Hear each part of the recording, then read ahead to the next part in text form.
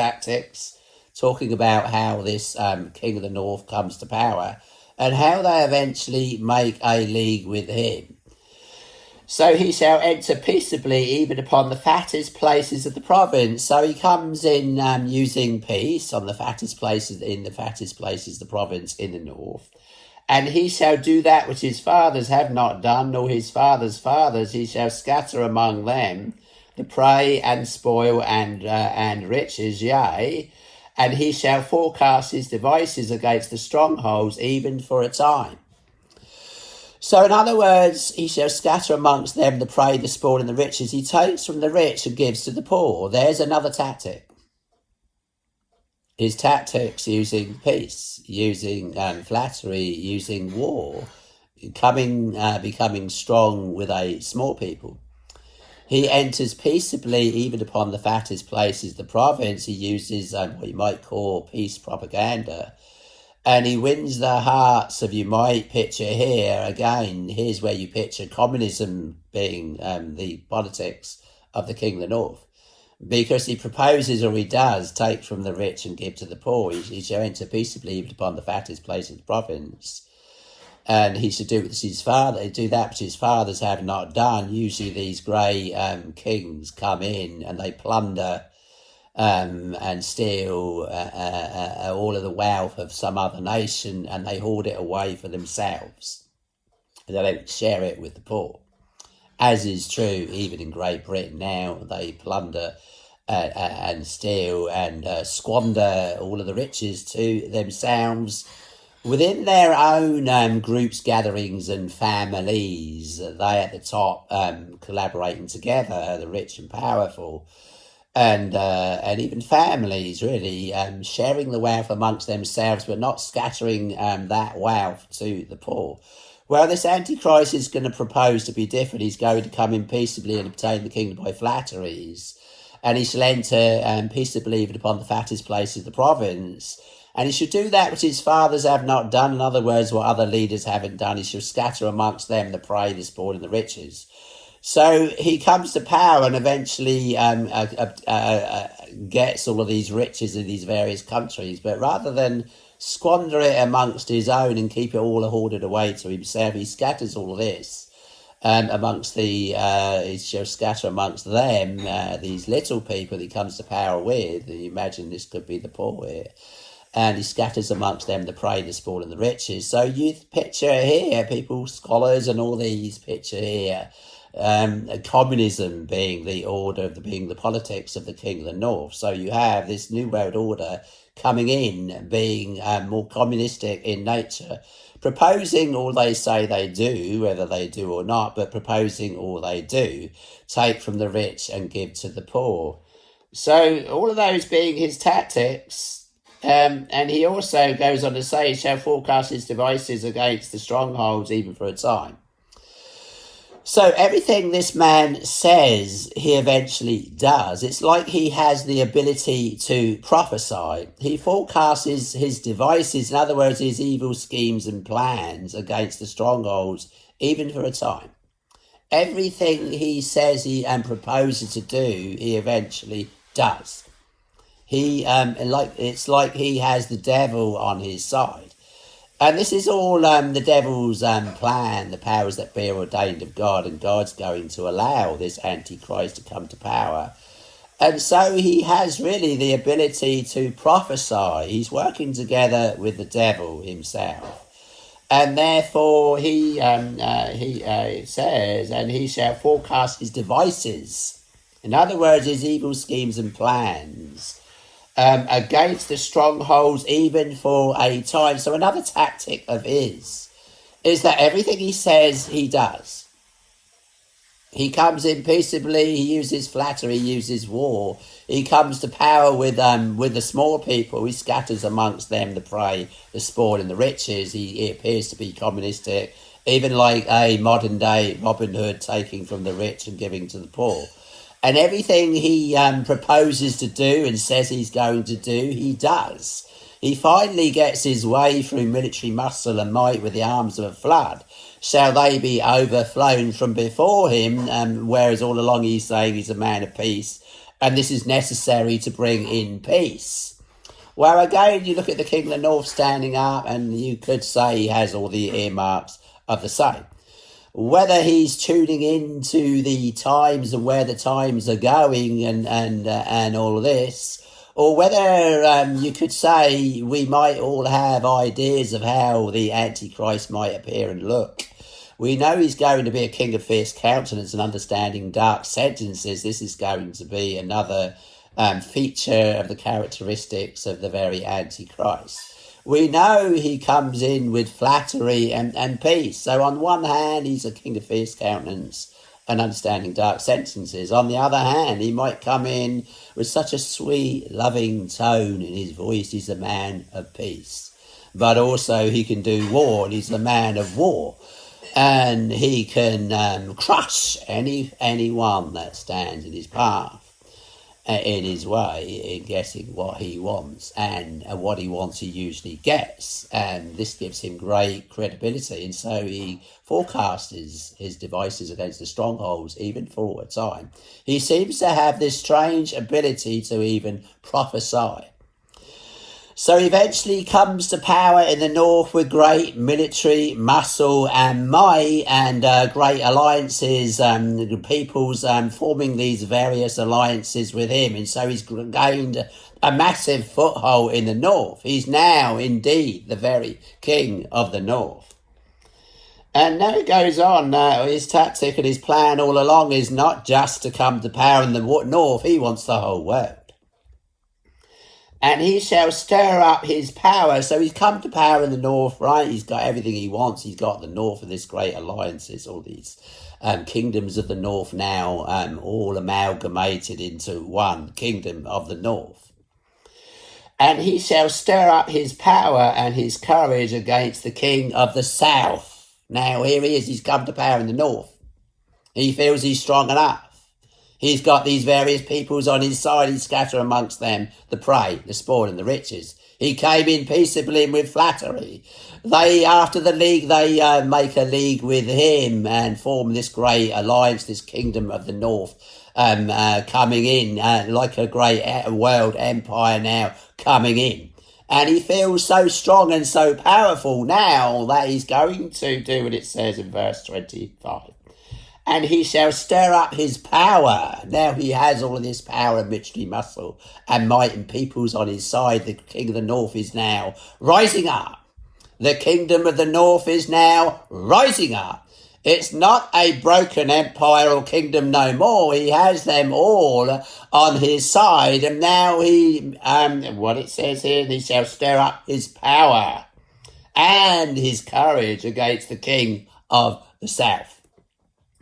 So this autocratic kingdom of the north rising up, which is much like communism, which will really be the New World Order coming in, now stirs up his power against the king of the south. The king of the south here, you're looking at capitalistic countries, this capitalistic military, this materialistic whore that sat on the back of many of all the peoples of the world. He now wants to not only overthrow the king of the south, but what his overall objective here is to overthrow capitalistic societies and therefore overthrow the whore of Babylon. In her, it says, was found the blood of saints and prophets, and all that was slain upon the earth. In other words, all wars were fought for the love of money, for the love of the whore, in other words, for the love of materialism. And this is what, in other words, you have mammon worship, money worship. And this is what he aims to overthrow here. So it's quite a massive leap, you might say. And he shall stir up his power and his courage against the king of the south with a great army, and the king of the south shall be stirred up to battle with a very great and mighty army. But he shall not stand. So the king of the south doesn't stand here. Again, he forecasts his devices against the strongholds, even for a time. And he's going to do it. He's going to win. For they shall forecast devices against him. Here he is again. He's forecasting his evil schemes and plans against the king of the south. The king of the south is rising up against the king of the north. Better said, the king of the north rises up here with his strength and courage against the king of the south. And in its own words, and he shall stir up his power and his courage against the king of the south with a great army, and the king of the south shall be stirred up to battle with a very great and mighty army, but he shall not stand. This king of the south doesn't stand. For they shall forecast devices against him, the king of the north, him and his alliances will forecast their devices against they shall forecast devices against him. Yea, they that feed of the portion of his meat. Now we're in the king of the south here. Yea, they that feed of the portion of his meat shall destroy him. In other words, you have traitors working together with the king of the north, even in the king of the south. These, like double agents and spies, working together with the very king of the north in the for the overthrow of the king of the south. So, yea, that they that feed of the portion of his meat, this is the king of the south. Imagine them all eating round one table, and you think you're with friends, and yet there are Judases amongst you that are working together with your enemies. So these, much like Judas, all sat around one table, all drinking from the same cup, all sharing the same meal, the same bread on that occasion with Jesus and his 12 disciples. And yeah, you have this double agent, this traitor there, this Judas amongst them. So, yea, they that feed of the portion of his meat, king of the south, shall destroy him. Double agents working together with the king of the north. And his army shall overflow. So the king of the north, in other words here, and his army being the king of the north, shall overflow. If you have these double agents telling the king of the north of all of the tactics and schemes and plans of the king of the south, then it'd be quite easy for the king of the north to know exactly where your enemy is going to strike, and therefore anticipate what's going to happen, and then organise and mobilise your great army against the king of the south here. And so, yea, they that feed of the portion is meat, king of the south, shall destroy him. In other words, sabotage, destroying their own countries. And his army, so the king of the north here, and his army shall overflow, and many shall fall down slain. Now, you kind of get a lull here with verse 27. So the king of the north here wins. He wins this war with the king of the south. And you kind of picture now, here's where the king of the north imposes his will upon the king of the south. And both these kings' hearts shall be to do mischief. So the king of the north, his army's overflown, and he's won this great war with the king of the south. So he's got the upper seat here and the upper hand, and now he's imposing his will upon the king of the south. And both these kings' hearts shall be to do mischief. You picture them here all sat around one table making this alliance. Here's where it looks like you have the last week of Daniel, where they make and formulate this great alliance of nations, alliance of kingdoms, alliance of the various world religions in the world. And so it's called a holy covenant that they enter into. Don't forget, the angels pointing all this out to Daniel, and his people being God's people, and God's people back then being the Jews. And so it concerns the land of Israel. It concerns the Christians in the last days. It concerns the Jews in the last days. It concerns the various religions in the last days. It concerns the various alliances, the kingdom of the north and the alliances there. It concerns the kingdom of the south and the capitalistic countries, materialistic countries, and their alliances there. And all of these having their various religious elements to them. Whether people choose to see this this way or not, you're either under Mystery Babylon the Grey, mammon worship, which is money worship. You're either under the various Abrahamic religions or other. Each one of these countries professing to even be Christian or whether they're pro-Jewish or even Muslim countries will all have their various alliances with either the king of the north, king of the south.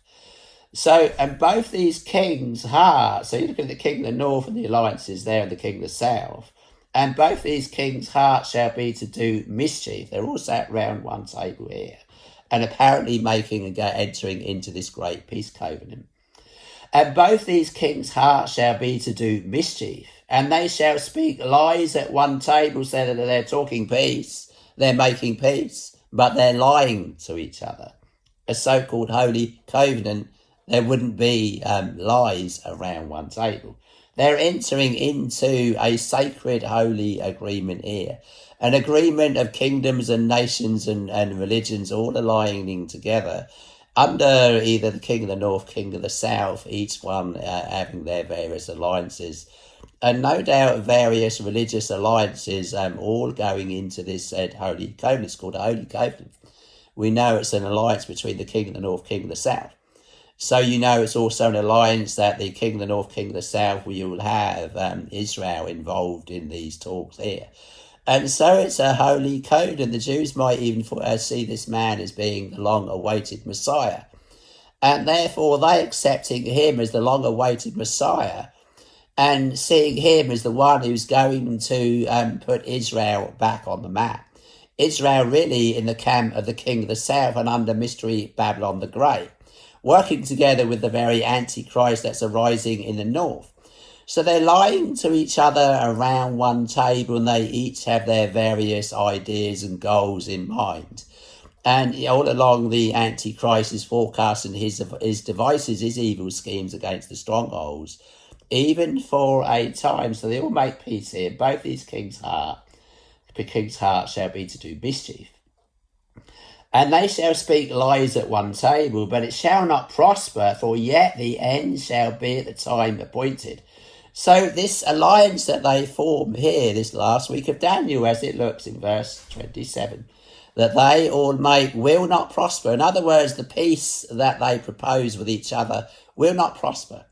They're all lying to each other. They all have their various goals in mind and visions in mind of what they actually do want out of this peace covenant. They're making peace, but in their hearts there's still war. In their hearts there is still conspiracies hatching, if not or altogether going along.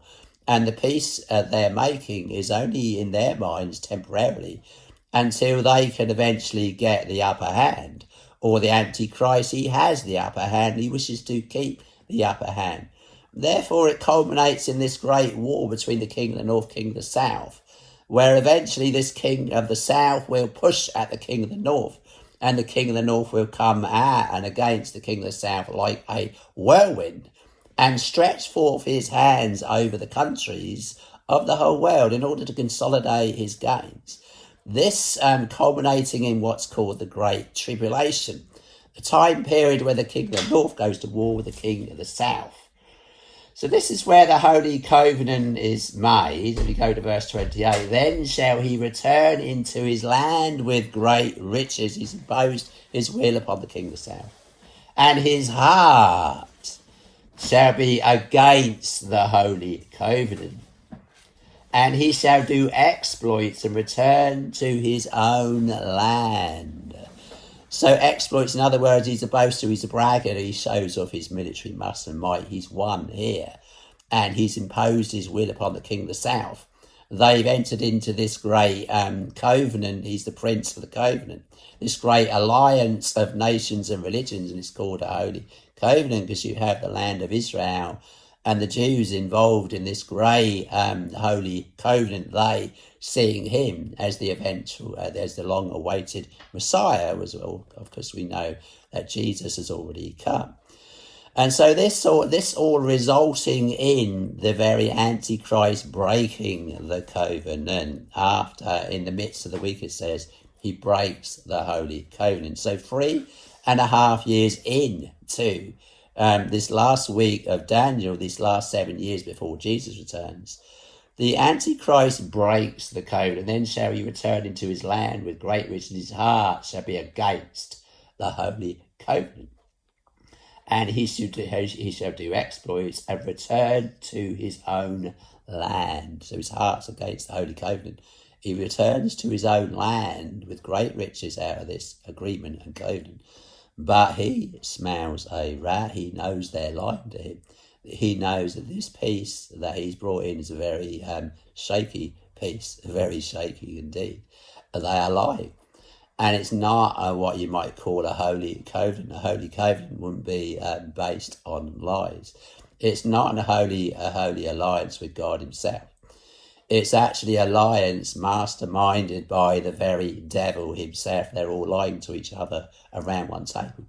And all along it's the very Antichrist, and he wishes to impose his will upon all of them. And he knows he has to consolidate his gains. And so war is now in the air. And this is where just before the Holy Covenant is broken, eventually the king of the south pushes against the king of the north. War breaks out. King of the south pushes against the king of the north. And the king of the north invades Israel from the north and enters into the sanctuary of strength, being the temple. And this is when the Antichrist places the abomination of desolation in the middle of the week, when the covenant is broken, and then he imposes his will upon the whole world and opposes all that is called God, all that is worshipped, so that he as God, sit in the temple of God, showing himself that he is God, something that he wanted all along, and that is to be God on earth, to be the very Antichrist and son of Lucifer on earth. So you'd have the devil on earth in the presence of the very Antichrist, when he eventually breaks this holy covenant, all this prophesied in Daniel chapter 11. And hopefully, in short, I say, but now I'm going to have to end, it's getting a bit long. But hopefully you'll get the main features and tactics of the very Antichrist and how things unfold, in him coming to power in the north and then imposing his will upon the king of the south, formulating this great holy covenant, and then breaking the holy covenant in the midst of the last 7 years, invading Israel from the north, and with arms of a flood, it says, and arms shall stand on his part, and they shall pollute the sanctuary of strength, that's the temple, shall take away the daily sacrifice, in other words, all the religious worships of the whole world, and they shall place the abomination that maketh desolate. This is the abomination of desolation that Jesus told us to watch out for, and these are the events that unfold just before all of this takes place, which finally culminates in the placing the abomination of desolation and then the great tribulation. So hopefully that's in short for those who have had the time to listen. Very important these days, because things are now snowballing. Great change is coming to the world, and things are indeed becoming apocalyptic. But all this, Jesus said, when you shall see these things come to pass, look up, for your redemption draweth nigh. So praise Jesus.